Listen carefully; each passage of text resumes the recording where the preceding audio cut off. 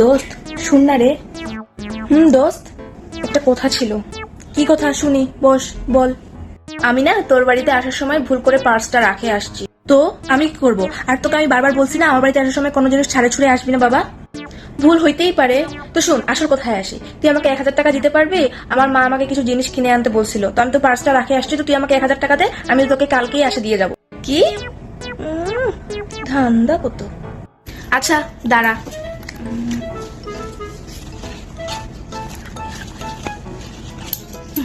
এই নে 20 টাকা। 20 টাকা? 20 টাকা দিয়ে আমি কি করব?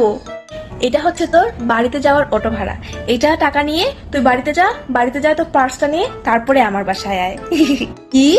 তোর টাকা তুই রাখ, ধর। আপনাদের এরকম কার কার বান্ধবী আছে কমেন্টস করে জানাবেন। আর হ্যাঁ, চ্যানেলটাকে সাবস্ক্রাইব করতে একদমই ভুলবেন না। Please do subscribe.